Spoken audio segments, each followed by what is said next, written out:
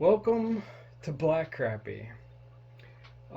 First off, I want to say you don't need expensive gear to go out and start fly fishing, any type of fly fishing. That being said, I will say that my first two rods were given to me. The first one being that rod up there hanging on my wall. I was 11 years old when my uncle gave me that. And I used it for a while and then I retired it. And then after that, my dad went and got me this Reddington. It is a 9-foot 6 weight. He found it in clearance in Cabela's. And I used that rod for a long time. I still use it here and there. And what I did was I went back to Cabela's and I got this Prestige 2. It's like a $50 reel.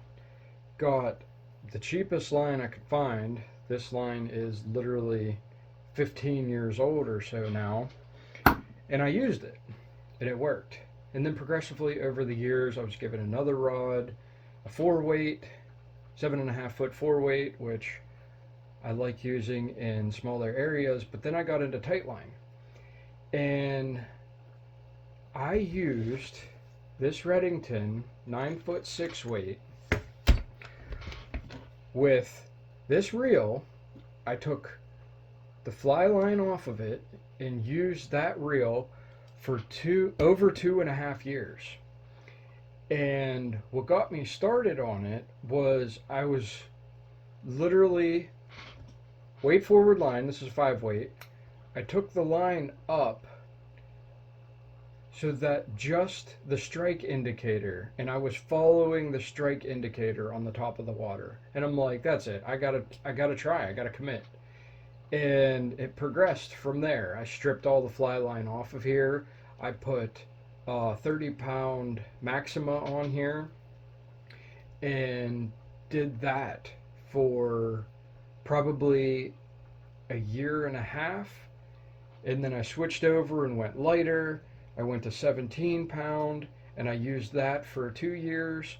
And then just in the past year and a half, I went down even lighter and lighter and lighter. And this video is about the transition in how I did that and how I want my leader line to be set up to track the sighter leader more efficiently in my eyes without spooking fish in calm water. That being said, a longer sighter in fast water is not going to hurt anything. But where I go, the majority of the water is slow moving and I have to really pay attention and really dial in my speed in that slow water, because if you're moving faster than the top current of the water, your flies are moving too fast in the lower current. So you have to find your depth, find your current, and it's always changing in the stream bed. Where are the fish feeding? Are they down on the bottom? Are they in the middle? Or are they up at the top waiting for dry flies? Or emergers? Emergers is another big topic I'd like to get into later on. Now, my videos are all out of order. I recorded this video and this intro before I even recorded the tying of the size 20 that I've been wanting to record for like 7 months now, and all of my videos don't line up in schematic order. So I'm gonna just say my brain is random and I'm gonna get out what I think is important. And it's important to know that you don't need to make fly fishing as confusing as it can be. Yes, it's frustrating, but you work through the bird's nests you make. You work through the bad casts and you stop and you think, okay, I don't want to do that anymore. Let's move forward and tighten it up and make this drift better so that you can indicate the strikes and you can actually trick the fish. I hope you enjoy the video, and I hope to catch you in the next one.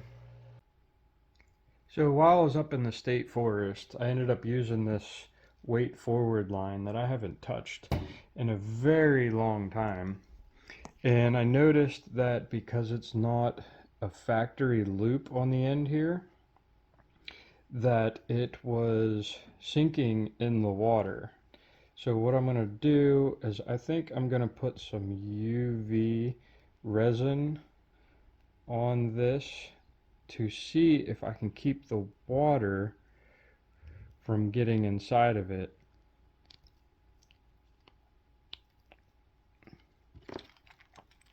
And keeping it from sinking. Probably shouldn't use the nippers for that. Oh well. So that video is going to be dropped in July, maybe June, the end of June. I'm going to try and do it. But I'm just going to take a dab of this UV resin and try and coat just the end of it to try and get it to stop sucking water up in it.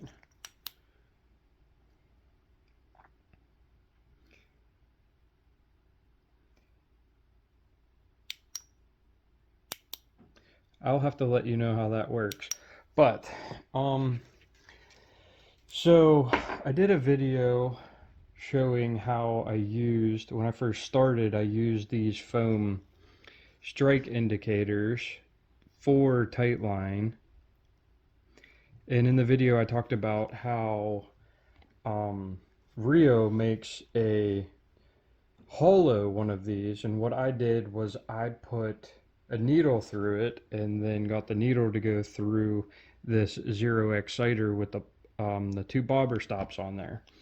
But I've progressed from that into what I did was I had 17-pound test and I had about 20 feet on it, and I caught a fish, and then the loop hit the first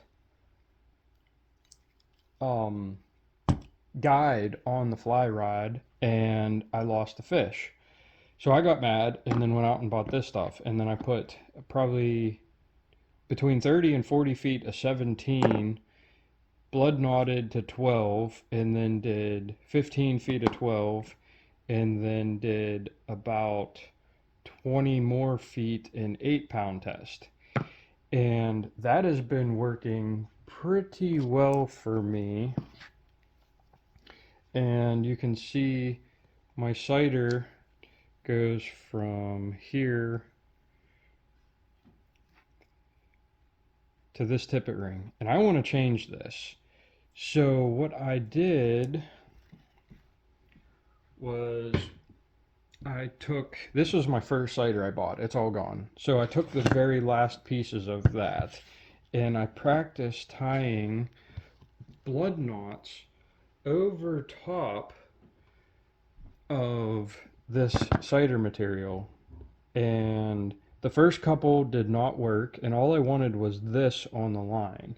But what I came up with was I'm going to put probably 30 or 40 feet of 12 directly on the line, and then I took the 0 exciter to here, and from that point forward I dropped down to this 8-pound, and I left, I don't know, probably about 4 feet there so that I could tie another blood knot on there, and that goes to there. And what I can do is I can just slide that blood knot anywhere on that 8-pound leader material that I want it.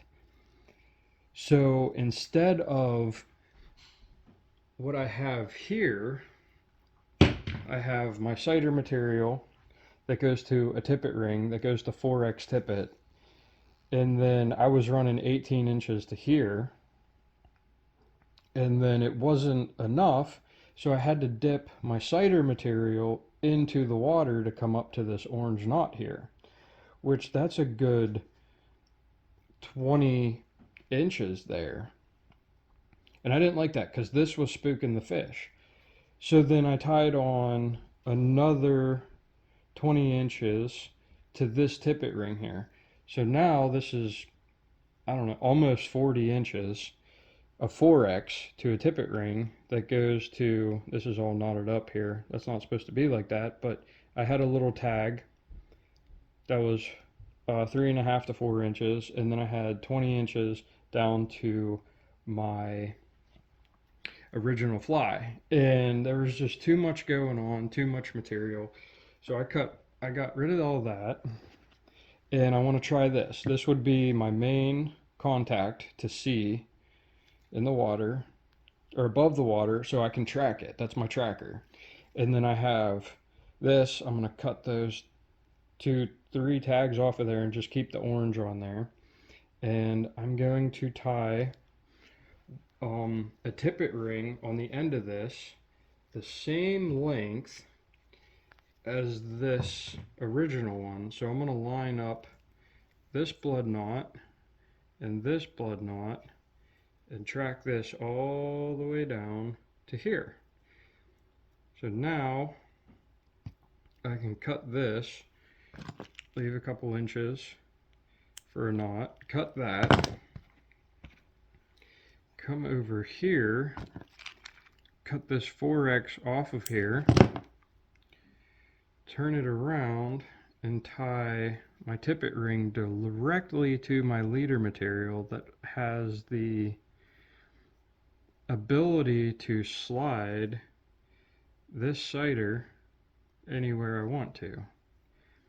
I think this is going to work a lot better for me.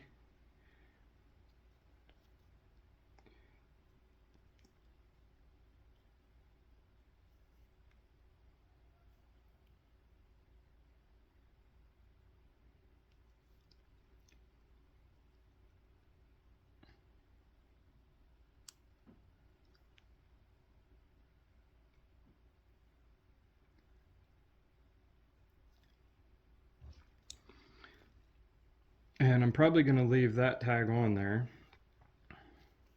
So I didn't lose my tippet ring, I left it attached to the original line. So now I'm going to come in here and cut the original cider material off. And now I have a little cider there, so I can see that. If I have to, I can tie orange directly on that with just a clinch knot. And then this 12-pound, I'm going to run out a bunch of line, and I'm going to walk it across the room and take all of this off.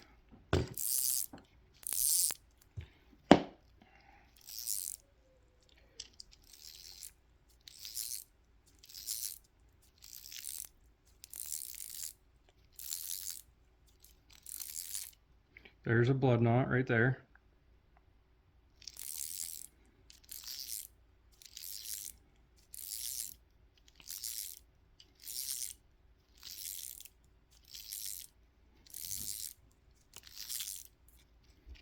There's another blood knot right there. And then this is the 17-pound that's going to run all the way directly to the fly line. Right here. So to make this shorter, I'm just going to cut this right here at that loop, pull this loop out, and then that's your factory welded loop. So now I'm going to make sure I have at least 30 feet of this. So I'm going to walk it across the room.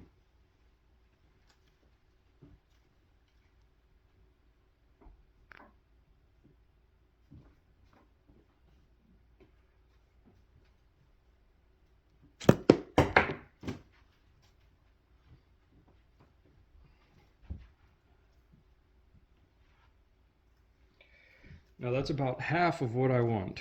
So I'm gonna mark this here.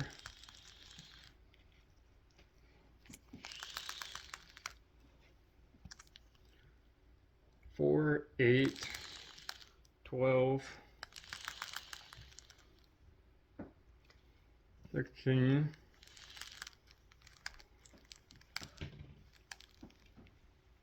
And there's about enough. Now I'm going to come back over here and I'm going to make another one of those loops.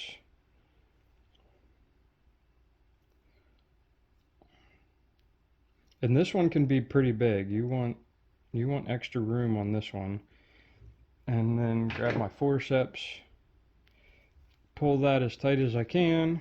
And then I lost my nippers. Where'd my nippers go? Take this and cut it as close to the knot as I possibly can. Now I can take this loop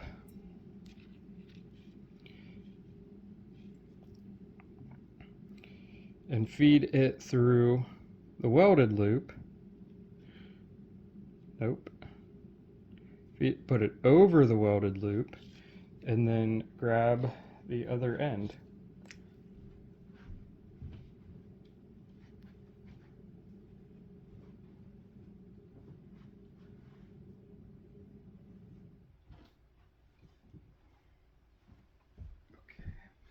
So now I'm back to my tippet ring here, and I'm going to feed the tippet ring through the welded loop and pull all this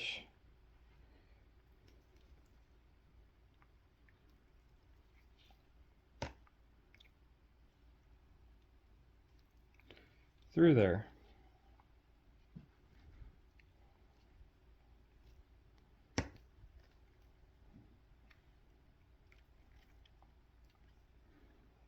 Yeah, it's going to make a mess. It is a lot easier if you put a bucket and feed the line into a bucket, and then it won't go everywhere. Alright, now I'm back to pulling this together. Now what I don't want to do is pull this really tight. I just want to leave that like that, because the reel itself will take up all of that slack.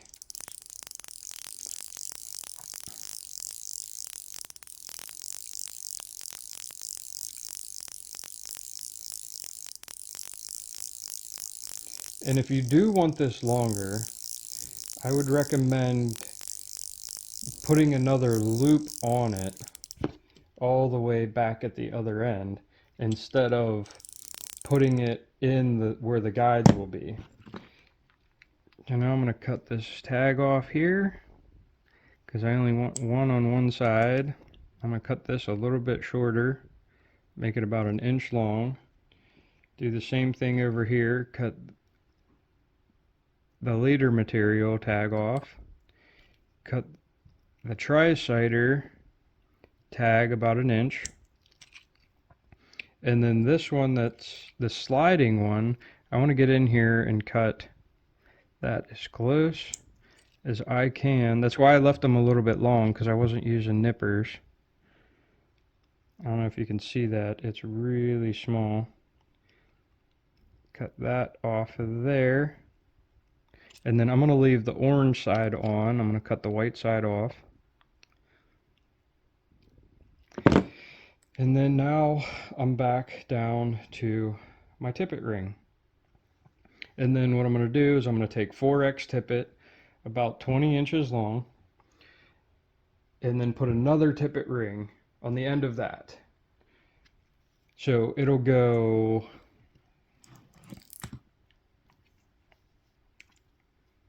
12-pound test, at least 30 feet, 0X cider, which I'm going to try because I had that left over,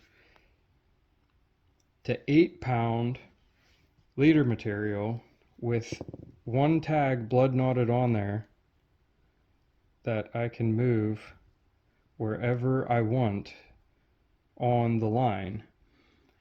So I basically just skipped over the original that had the strike indicator. That's how I got started.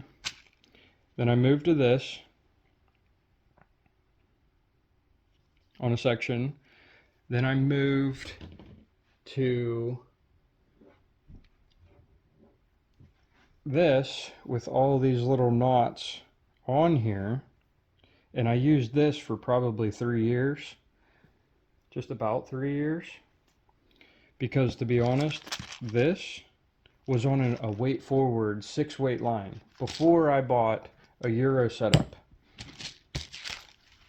So I'm going to give all this a try, and I'm going to put one more coat of, what is this? This is bone dry UV resin. I'm going to put one more drop on that, and this is a 5-weight forward. I'm going to burn that.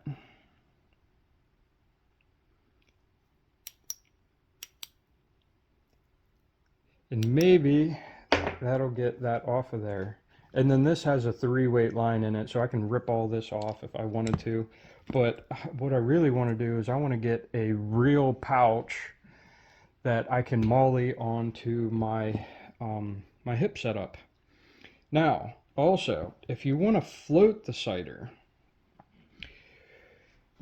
that, I keep throwing it down here. This right here will help you float the cider.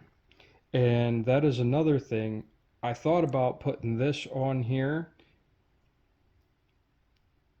below that so that everything slides together. That gives me about 20 inches to slide everything from here to here. I don't know, I'm going to try this out first, see how it goes. I love this rod. This is a tightline specific rod. I got it with an Orvis Hydros 2, I believe. I love this fighting butt.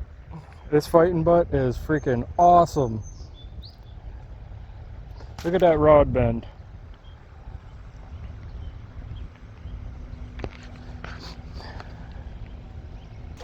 Nope. Oh geez, he don't want nothing to do with it.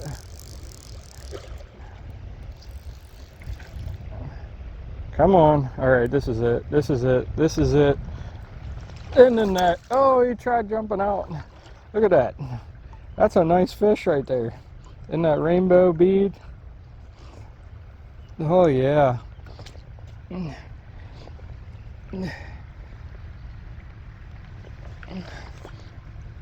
That was technically a foul hook. Look at that. Not even in his mouth.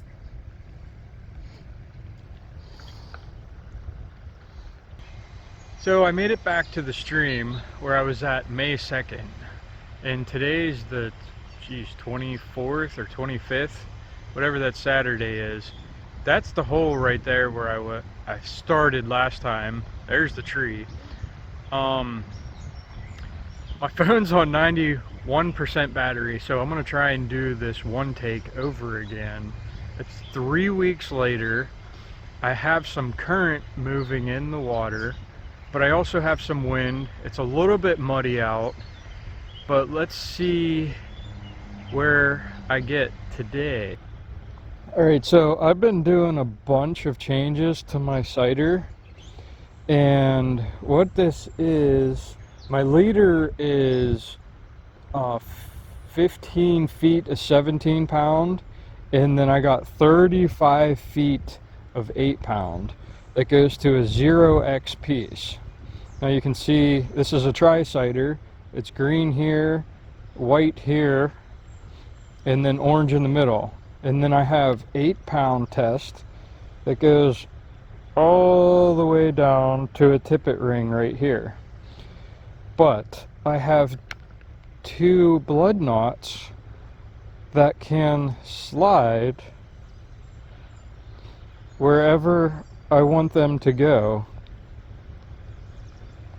And I think I'm really going to like this setup a lot more, because this tippet ring Before I went down to like 4x tippet from the cider down to the tippet ring, and then the tippet ring had the tag and the dropper on it, or the dropper and the point, but now it goes directly 8-pound test to the tippet ring to my two flies. And right now they're two size 18s, but one of them's on a competition dry hook, and the other one is on a jig hook with a 2.4 millimeter bead. Last time I was here, I spooked them right off the bat with a red bead, and I'm gonna try and not spook them. I haven't seen anything but bait fish move in here. Oh, and I remembered my net, because last time I forgot my net in my car. Let's get down in the water here.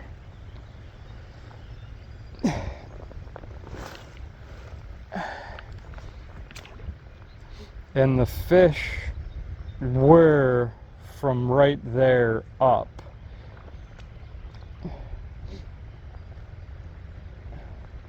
It's crazy, I don't even see the carp moving yet. I mean, it is kind of early in the morning.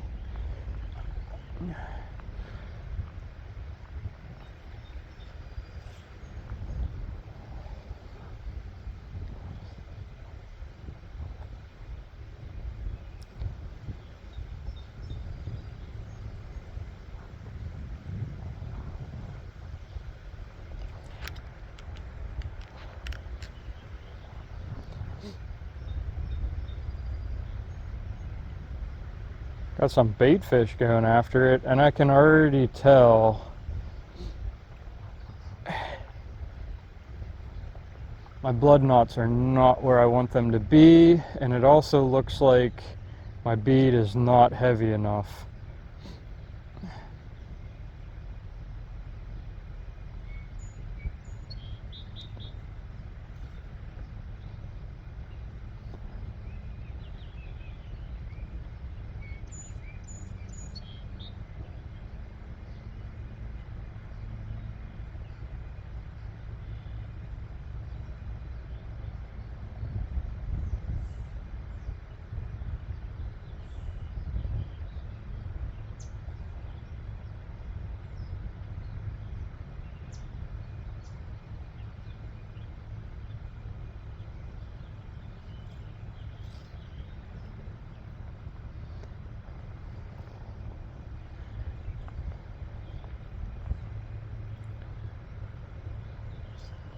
There's one.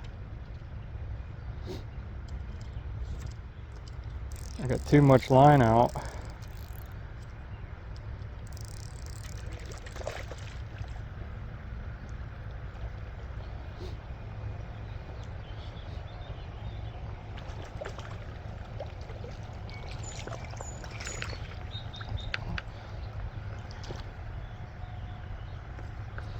Well, first fish. All right, calm down, calm down, calm down.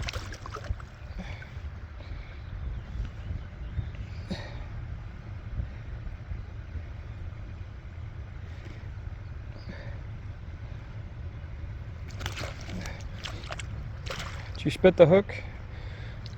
No, you didn't. Come on.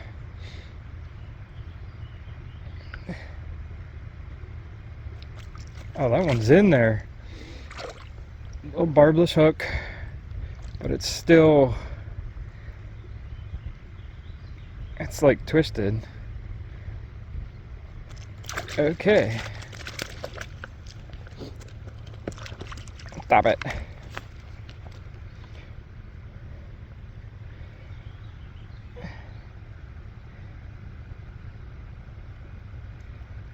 Wow, that hook is in there. There we go. Bye, fishy.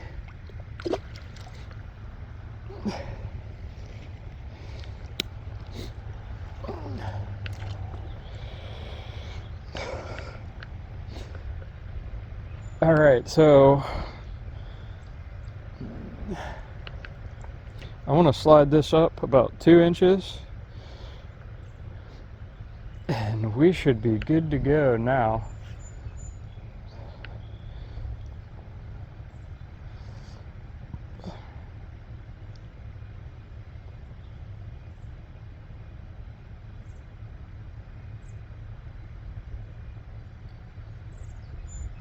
There's one.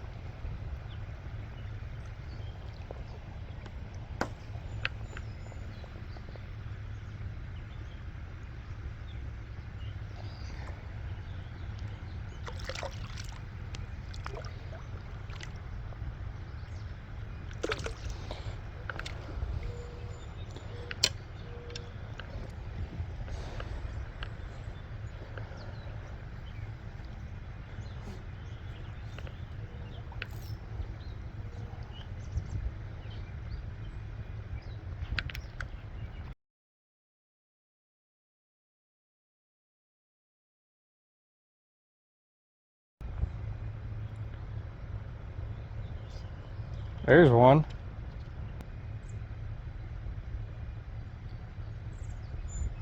There's one.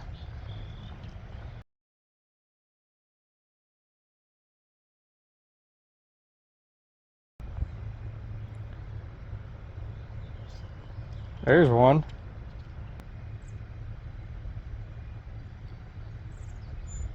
There's one.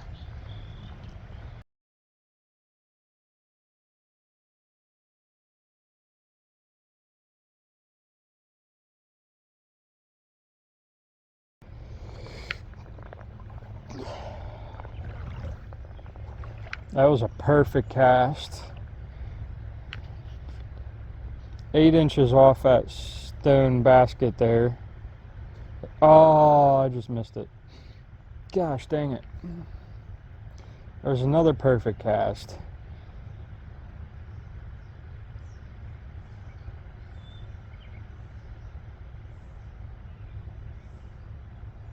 Can I get a perfect drift out of it though?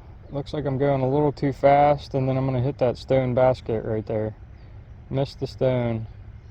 Missed it.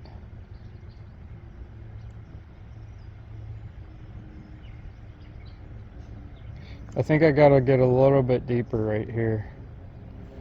So, all I need to do is grab this and put my fingers here, and then I want to move it 2 inches. 2 inches. That'll get me 2 inches deeper. I'm gonna stand right here and see if I see anything. There's a big glare on the water. I can't see anything.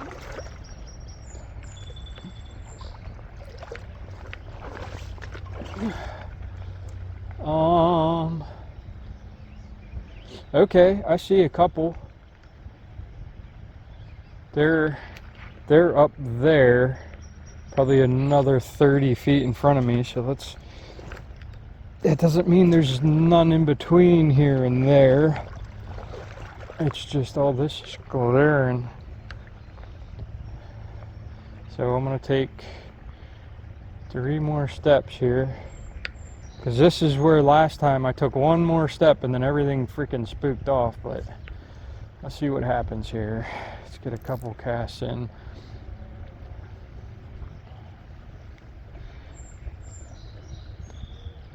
And I definitely need to change the depth of this right off the bat. It's way too high. So what I'm gonna do, tippet rings way down here. I want to go to here. So there's the first one. I'm going to slide this one down.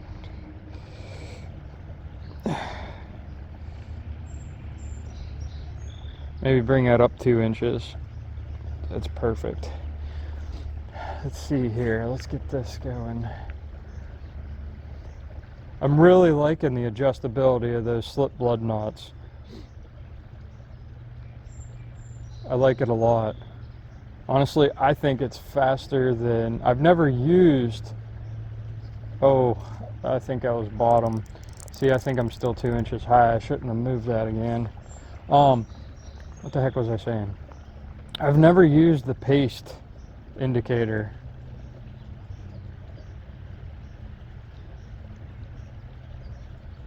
Maybe one day I'll try it, but I don't know. Oh, there's a palomino. Okay, so I don't know if you can... Let's see here if I can point this out on the camera. This current comes in this way right here and then swoops this way. Then there's another current against that backside way over there that comes in and swoops all the way around. Then we have another stream that comes in here that comes in this way and then comes this way because the force of that's pushing everything this way, and then it comes back this direction.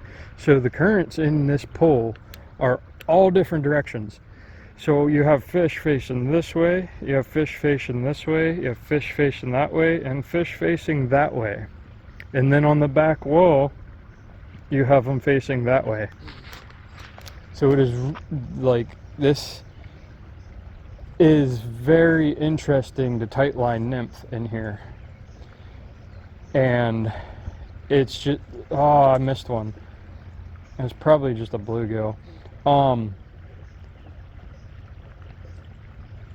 So that's why these fish are so easy to spook, because these ones looking this way can see you walking up the stream because they're facing that direction.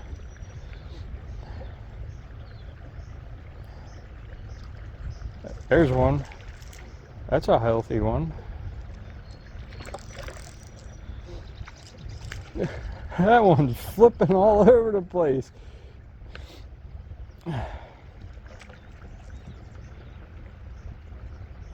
That's a nice 14-inch fish. Come on. No. Oh, okay. Maybe 13. He's just really healthy. Yeah, it's probably 13.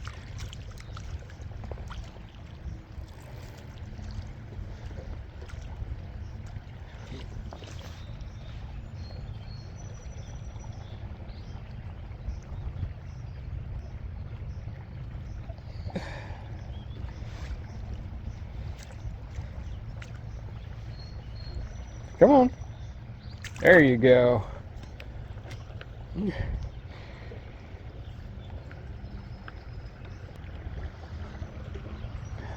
Let's give this a couple more casts in here.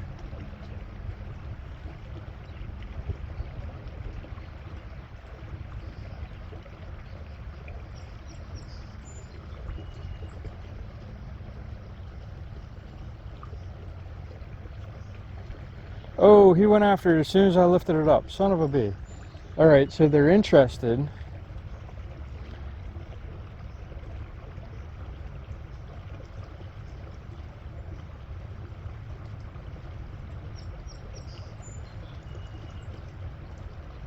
Maybe I gotta get deeper. That's like, I can't tell how deep that is. See, and this spot's tricky because this current comes across over here. Trying to look at the camera and fish at the same time, it's not working, and pushes this current that direction. And that is way too deep. Okay, something's, okay. So, let's redo this.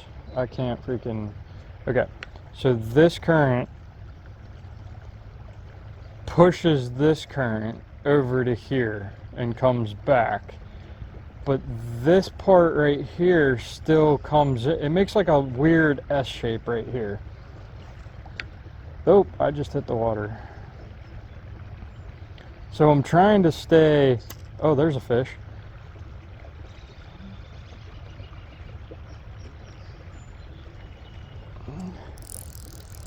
Is that a foul hook? Are you kidding me? How? No, that's not a foul hook. Okay, good. It's like, I did not want to do that. Oh, that is a pretty looking fish though. Alright, calm down, calm down. You're coming out of the water. Is that a foul hook? No. It looked like it was underneath of its jaw. Okay, stop. Is it? Oh, it's hooked. It's on the inside of the bottom. It looked like a foul hook to me.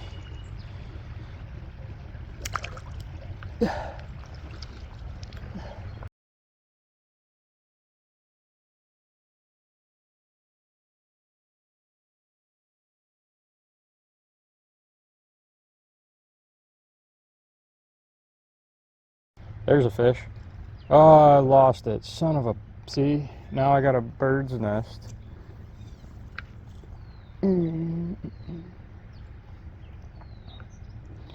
Bird's nest. Take the time. Undo it. Doesn't matter. It's gonna happen. More mad that I lost the fish than I am at the bird's nest.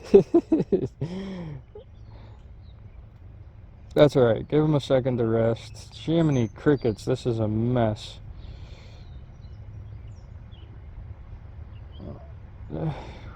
Wow, how does that even happen?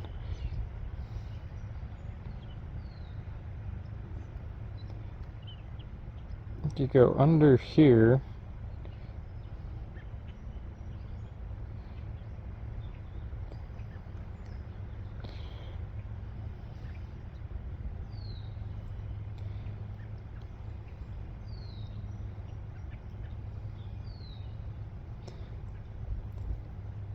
Competition guy would say, if it takes more than 13 seconds to undo your bird's nest, like I just did, it's easier just to cut the line and retie it on, because it only takes 13 seconds to tie everything back together.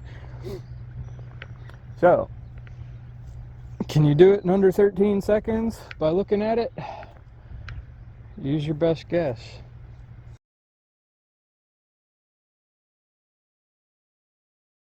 Threw my boots in the mudroom sink here, and after every trip,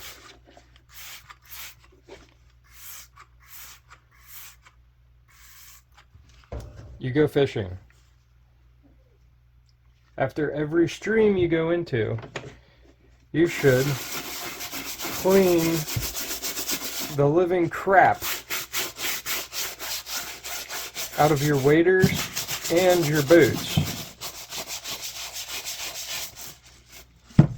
It only takes 10 minutes, if that.